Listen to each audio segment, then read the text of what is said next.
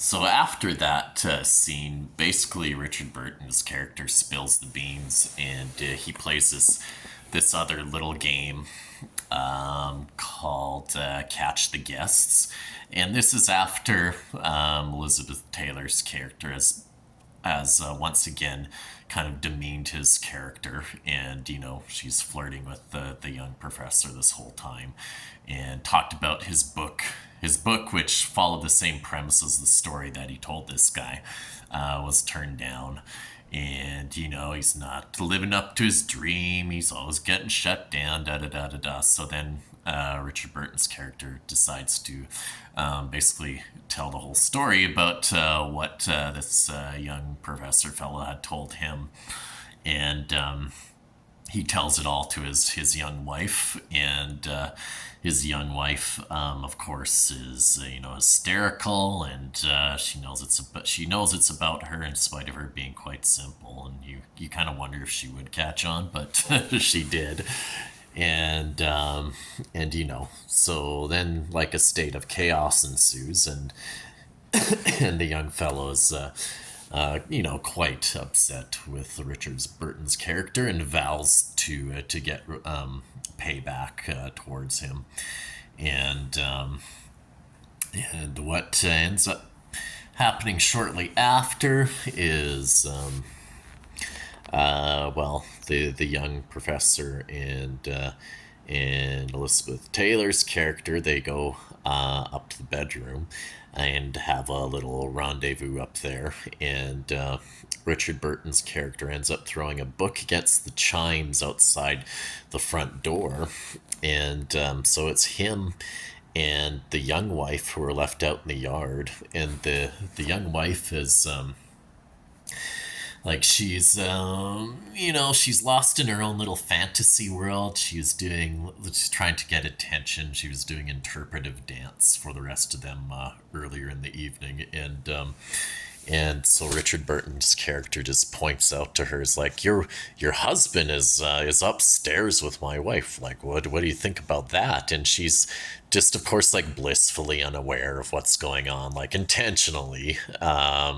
She's drunk out of her mind too, and she starts telling about how she heard the chime of the doorbell, and then Richard Burton's character starts to make a story out of that, and he tells it to her, and he says that yes, that was a messenger who came to tell me about my son, like our son, his and his wife's son, and he convinces her of it, and he says, and he told me that my son was dead, and I don't know how to tell my wife. And she's like, oh my god, no, it's like, it can't happen, no, you can't tell her. And he's, yes, and then he starts rehearsing how he's going to tell his wife that their son is dead. And so when they get back in, basically we find out that the young man wasn't really able to perform in the bedroom.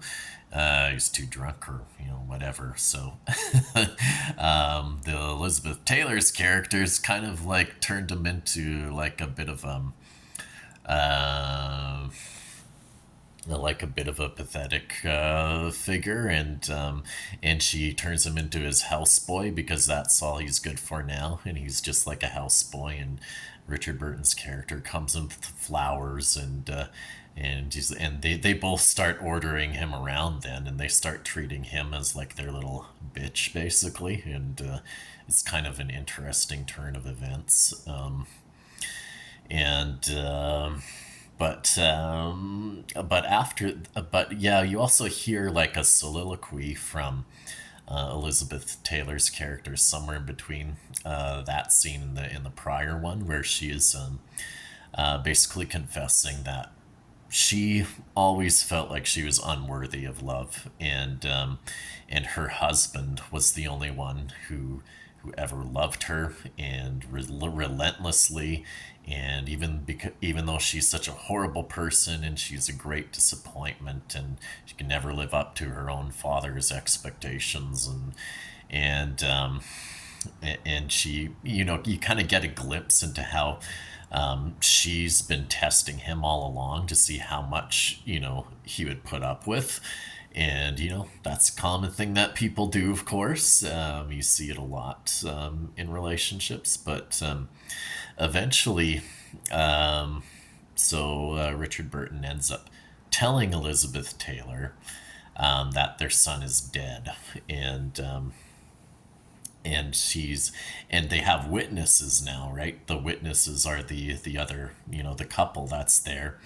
And she's like, no, no, you can't do that. You can't say that in front of them. Because that very act has kind of broken the illusion that they're in, because they have witnesses now. And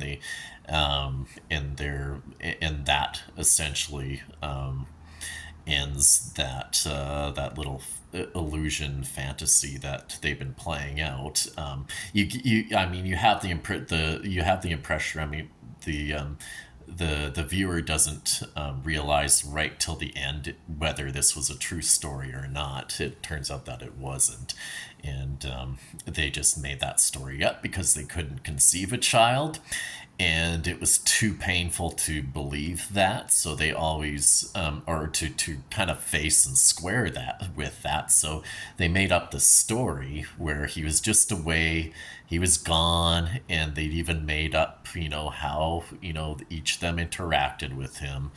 But it was all just like totally wet, it's just that they just wove a web of lies, basically. And so it is a very interesting story from many perspectives. I mean, there are a lot of different angles to look at. I mean, like, first of all, it's that it's the reality that, in order for us to exist in the world, in a lot of ways, we can't really face up to our own flawed characters, and we invent stories.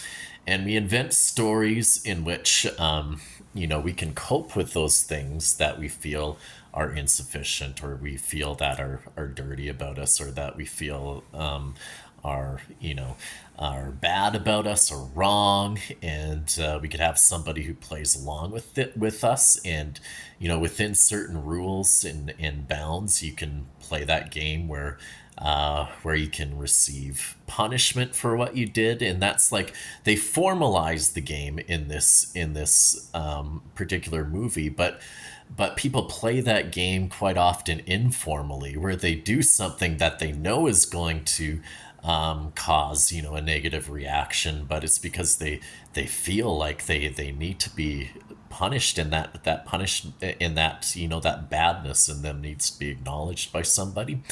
And if they feel maybe that they can be exonerated if it is. And we always, in relationships, quite often, you come up with a fantasy version of the person that you're with, and you invent a story about love and about, destiny, and maybe we're together in past lives, and all that romanticizing. And you're always kind of skirting around the other contrary evidence, conflicting evidence to what you believe in. But it also begs the question: is that what is our reality other than the narratives that we tell about them? And are the narratives that we tell about our reality essential?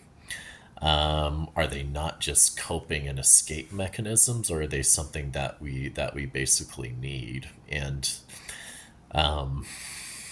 you know, sometimes, when we're caught in illusion, we're telling ourselves a particular story, is that we're kind of stuck in the same narrative, and we're playing it out over and over again. And maybe that's just because we haven't conceived of one to encompass the things that we're trying to run away from or escape from.